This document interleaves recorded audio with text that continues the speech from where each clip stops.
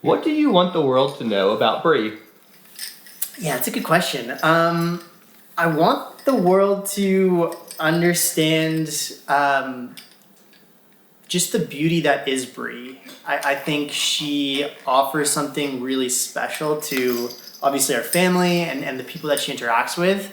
But I think people have an understanding, or people have a general idea of what they believe makes, a quote unquote good life or a meaningful life. And I think Bree, in so many ways, offers something different and unique to that general idea. So I want people to understand that, Bree as an individual and then kids like Bree have so much value and worth that they can bring to so many people. So yeah, I think that's what I want people to know. How old is Bree? Bree just turned 4 at the end of July, so she's a little bit over 4. Do you expect her to reach 4 years old when she was first born? Not at all. I think when we first found out about her diagnosis, our biggest goal was that we wanted to meet Bree. And then once Bree was here and we met her, we were really thinking short term. We wanted to give her the best and most comfortable and most loving life that we could. And then she kept on moving on, and again, we sort of started to think a little bit longer term. But certainly, when we first found out about Bree's diagnosis and who Bree would be, 4 years old was not even part of our imagination. What do you want the world to know about Bree? Oh, that is a tough question. So much to know. I think that I would want the world to know that Bree has her own unique personality, her own likes and dislikes, and even though she's not typical in a lot of the ways, she has that, innate capacity, the thing that makes us all human, being able to love, feel joy, feel sadness, and that she's, she has a lot of value in her own right, and that she's brought a lot to our family. She's a gift to us. What is Bree's diagnosis? So Bree has something called Trisomy 13. Another name for it is Patau syndrome. And essentially it means that Bree has 3 of her 13th chromosome. So she's got, in every cell in her body, an extra chromosome. She has full trisomy 13, so you can have mosaic or full. And Bree has full, which means every cell in her body has 3 copies of the 13th chromosome. So, every aspect of her is affected, and there's certain things that are more typical with trisomy 13. Like vision, the microphthalmia, which is the underdeveloped eyes, that's can be a common thing, like low tone, so muscles that are not as strong, the tone's not as strong as others. I'm going to sit beside Bree and form a friendship. Yeah. What should I do to be her friend? Yeah, I think talking to her, obviously, as I mentioned, she loves to hear voices, and she could really distinguish the difference between, us having a conversation around her versus when you're talking to her. Singing is the easiest way to this girl's hearts. She's got a few songs that we can teach you. I mean, they're the basic children's songs, but those almost always get an instant smile from her. Just kind of giving her some light, gentle touches as well to know that you're there. Those are really the big things I would say, yeah. Hi, Bree. My name is Chris, and I came here to be your friend. And I'm not a good singer, but I heard that you love when people sing to you. So I'm going to do my best to sing Twinkle, Twinkle, Little Star.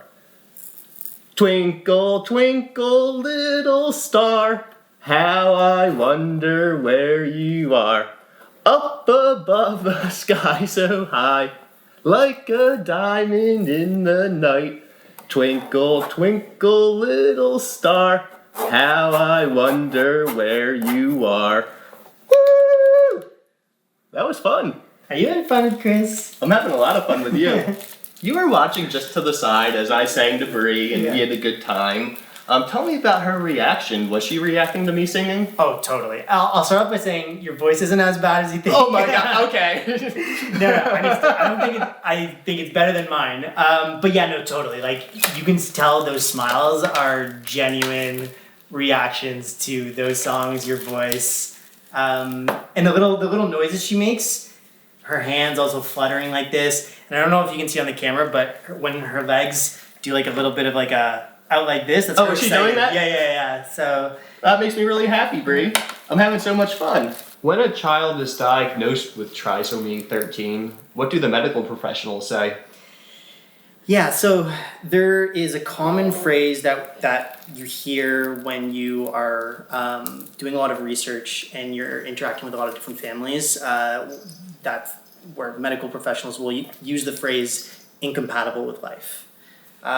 That's a hard phrase to hear as a parent or a human. It sounds like something you would say about a machine, not a person. We never heard that specific phrase, but there was definitely lots of like undertones of, do you really want to move forward with this? Do you really want this? There are other options that you can do that aren't, supporting a pregnancy and going to term. So of course, when you hear that, truthfully, part of me questions like, are we making the right decision, right? Are we making an ethical choice to have this child enter the world? Do you want to put your child through suffering? Like, that's every parent's nightmare. Thankfully, though, through different forms of research, watching some of your videos and connecting with other families that have children with trisomy 13, we started to learn that, kids like Bree aren't suffering on a daily basis. They need some extra medical care. But if anything, Bree's life is filled with so much joy and love. So that helped counteract some of the medical conversations that we had that were quite scary. The main stat we got told a lot was that 1 in 10 kids would live till their first birthday. So we had a big party when she turned 1. Well, we have a big party every birthday, but that seemed like a very specific, significant one, given that we're always told that. What was it like when she was born? Well, when she was born, I remember they had a team ready to take her to be assessed right away. But when she came out, she started crying right away, and they put her on my chest for a couple seconds before they took her. And I remember just being like, oh, she's crying. Like, this, like, it makes me emotional, but it was like, oh my God, like, she's alive, because I spent so long in the pregnancy just not knowing if I would even, like, meet her alive. So that was like okay, she's here. I looked at all the research as much as I could. There's not a ton out there, but the studies that I could find, I knew that, if she had lived for 24 hours, then, then she was so and so likely to make it to 48. And if she made it to 48, she was this likely to make it to a week, and so on. So I just remember she was born at 7:35 on July 27th, and I would watch the clock in the NICU, and it would be 7:35 at one day or 7:35 at 48 hours. I just kept feeling like, okay, like she's made it this, like we have, like that means like we have a better chance of having her longer. I see that you have a saying right here that says, don't count the days, make the days count. Yeah. Tell me what that means to you. Bree's life is not about how long she lives. It's not about just a number. It's about really appreciating every single moment with her. Living as much as we can in the present, being with her now, and trying to think ahead in terms of planning and how we can best support her. But also just being super grateful for all of the moments and the days that we get with her. What is it like to be Bree's grandma? Well, it's very special. Bree is one of 5 grandchildren, but Bree is like such a treasure to me and a joy, and also the easiest of all the grandchildren. Hey, Bree, are you the easiest? Yes, you are.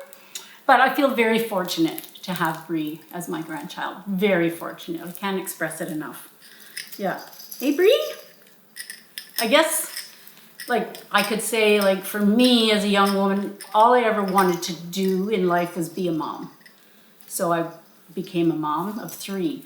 And with Bree, it's like I get to continue being a nurturing mother forever as long as we have her, you know, and that, which is what I really want to be with myself, be as someone who's nurturing, and she gives me that opportunity. So I really feel blessed to have her. Describe to me how you help nurture Bree. Oh, well, I mean, I have to take care of her and all of her needs, as we all do. But when it's me who's taking care of her, we have to make sure that she's getting her feeds and her medications and, you know, cleaning her, bathing her, everything that she needs, we have to help her with. Tell me about Bree's hearing and seeing. Yeah, so her sight, so she has vision loss. She couldn't see faces, she couldn't recognize objects, but she can definitely see light. So that's how she sees the world, is through different, you know, temperatures of light, how bright things are, different colors. When it comes to hearing, she does have hearing aids that we put in often. They just enhance certain sounds, but Bree can hear everything that you or me are saying right now. So for her, sound is a really big part of her care and her enjoyment of the world. Are you getting bored now? You're not free anymore, right? Because you're in my arms? What if we move you a little bit? How's that? Getting some motion? And I know that you like bright lights.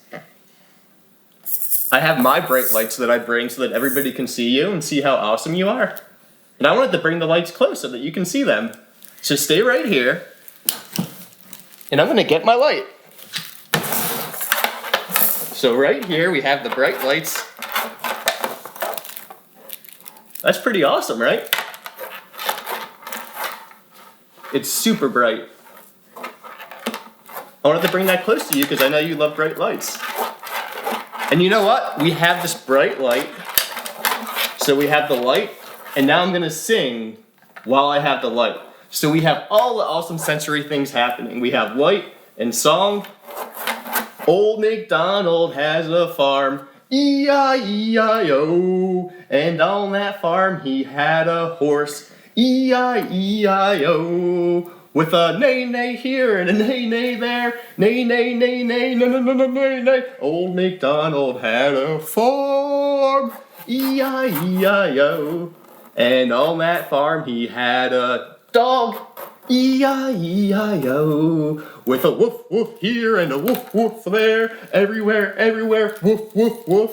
Old MacDonald had a farm, E-I-E-I-O.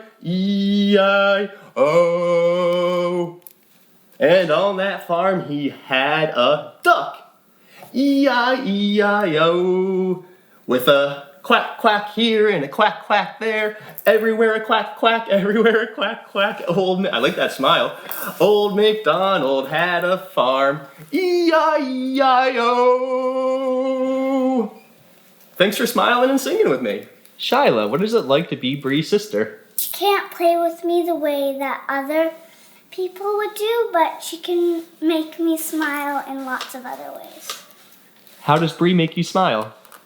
But when she giggles and she just be cute, and I don't know, like that sort of thing. Does she love her sister? Yeah, she loves her sister, and it's funny because Shyla is adamant that we refer to her as Sissy. She's like, she knows me as Sissy. You must call me Sissy. Sister's gonna come home soon. Sissy's gonna come home soon. Yes, she is. Sissy's gonna come home soon. She was 4 when Bree was born, so there's also like an evolution of their bond of like what it was then to what it is now. And we try to let Shyla be open too about all the things she loves about her sister, but all the things too that she might feel when it's hard, just like us, right? Feeling grief about things. So I think we've made that a safe space, and sometimes she will say things like, oh, you know, I wish I could play this game with Bree, you know, something that's like, you know, you need fine motor for, or whatever. And she has those moments where she expresses that, but for the most part, she expresses, you know, all the positives of having a sister like Bree. You know, she'll say, my cousins always steal my toys, but Bree doesn't steal my toys. Or, you know, I've never had an argument with Bree. What do you want other people to understand about your sister? Well, that just because she's different doesn't mean she's weird. She's still amazing, and inside of her, she's more than she looks. Are you with Grandma? Yes. Are you with Grandma? Are you with Grandma? Is this Grandma? Is Grandma going to give you kisses? Bree, is Grandma going to give you kisses? Coming in for kisses. Mwah. Mwah. Kisses. Yes. Yes. How does Bree show that she knows it's you? Well, I think the nurse can attest. Every time I come out in the morning when she's here with the nurse, and I usually approach, she's usually in her chair, and I approach her and I say, good morning, Bree. Good morning. It's Grandma. And she usually gets a big smile and starts kicking her legs and her arms and gets excited. What do you think when you see that? Oh, it's like the best. It's the best. Right, Bree? You make Grandma feel so good. You know my voice. And you're happy to hear it. Eh? Oh, right now you're just so busy with that moose. Eh? You're so busy with that moose. Does she love playing with her toys? Constantly. Constantly. She plays with her toys all day, and she has different toys that she does different things with. And when I've expressed the awareness, that's another thing. Like, she has so many different toys, and she knows the toy. When she picks it up, she knows what she does with that toy. You know, so she's so smart. Hey, Bree? You're so smart. Yes, you are. Tell me about how Bree explores the world. Yeah, so she explores the world in a few different ways. I mean, obviously, as you're seeing now, a lot of it is through touch and through taste. So she loves to put things in her mouth. This toy is great because she's got lots of different options of things she can put in her mouth. She can shove this moose foot into her throat, and it gives her like a soft sensation. She's got a cloth that she can grab and find. You know, these little hard, more plastic things she rubs against her gums. So she explores the world definitely through her taste, and then she explores it through things that she touches. So she's always grasping at things. She's finding toys. She's finding textures on her chair or on the side of her bed. And then she really, really loves sound. So whether it's music, whether it's voices of people that she cares about and loves, there's that. And then also through light. So one of her favorite things in the world is to be outdoors and try to find the sun. So she likes to like look at bright lights. She loves the sunlight. She's actually learned to put her finger or thumb on her eyelid and hold her eyelid up and look at the light. She does that in her bedroom where she has the skylight. She holds her own eyes open. It's incredible. It's just incredible. Hey, Bree? So she loves light, but she doesn't see as far as we know other than that. Yeah, but I think you see shadows, right, Bree? Do you know Grandma's shadow? Do you know Grandma's shadow? Why do you think she sees shadows? Well, I have no scientific basis for thinking that other than when sometimes, you know, she's lying in her bed and you're right in front of her and it feels like she's looking at you, you know, for a few minutes, like she's focusing on you. And I just suspect, it's just my suspicions, if she can see light, if I block the light, she's going to see my shadow. And I think she might know the different shadows. She might not. But I like to believe she does. And then as you can see with her hands too, she likes to like graze around. So she tries to find what's around her. And then that way she's picking up different toys, trying some out, dropping them. Does she ever pick one up and right away say, that's not the one I was looking for? Totally. Yeah. There's lots of times she'll grab one and be like, nope, not that one. Sometimes she wants one that makes a sound. Sometimes she wants one that is a little bit more softer that she can play around in her mouth. Does she move around like that a lot? Yes, she does. She definitely loves the sensory. Like right now, this little ring has edges on it, and she loves doing that. Hey, Bree? You love doing that? Hey, do you feel it on your teeth? You feel it? Oh, Bree. Bree. Don't worry. We're still here. Hi. We're still here. You want your shaker? Want your shaker? Do you help her out when she feels sad sometimes? Yeah.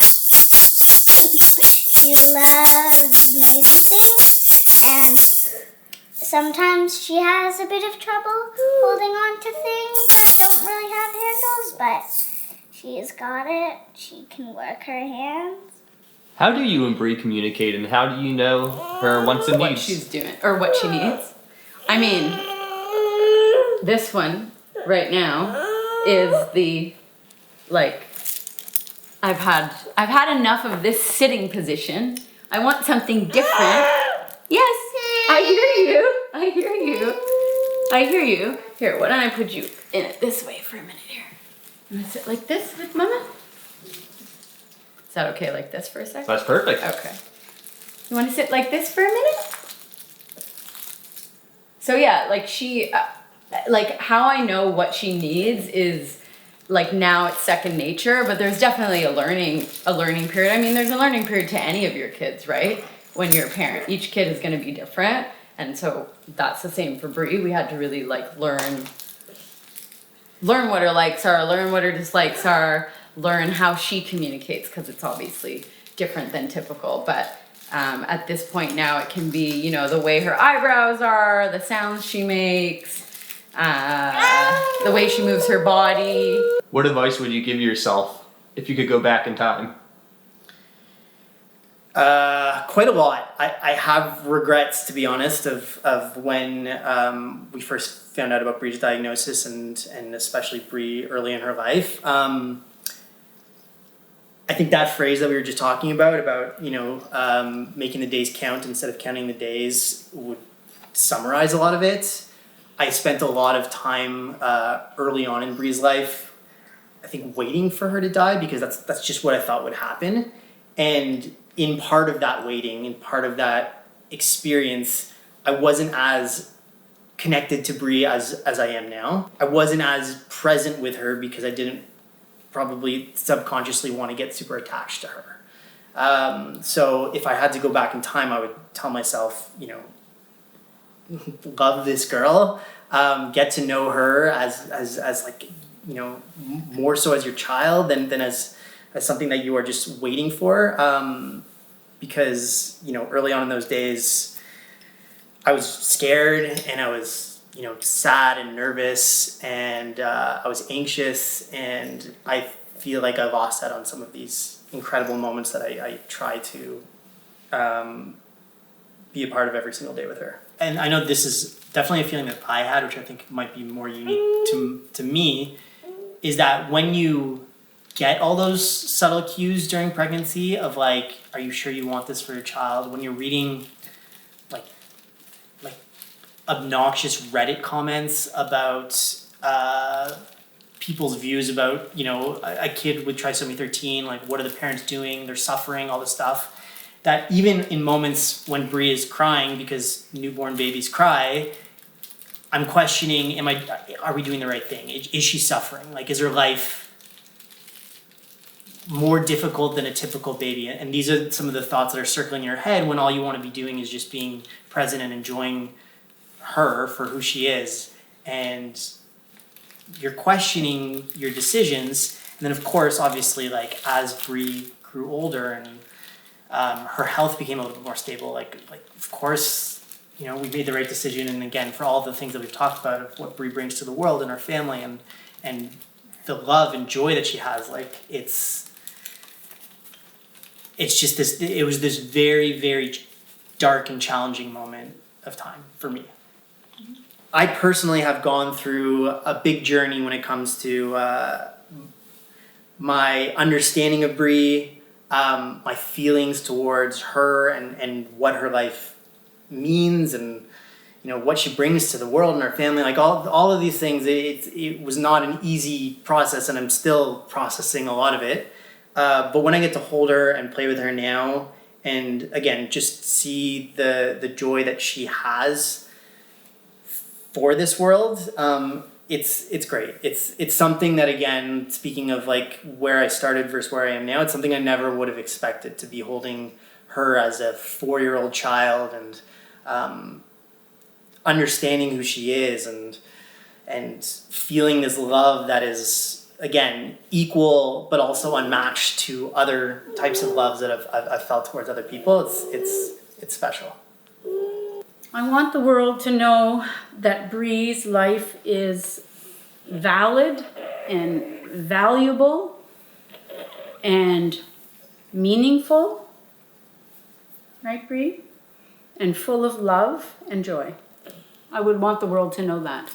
I think as a society, we often value human life in terms of outputs, in terms of what you can contribute to society, in terms of the impact that you make on the world from like a very tangible sense, where I think Bree has taught me that value is more than just your input. That just by Bree existing and loving and sharing her joy with us is more than enough than what she, like how much tax she pays or what her job will be like when she's older, or even how long she will live.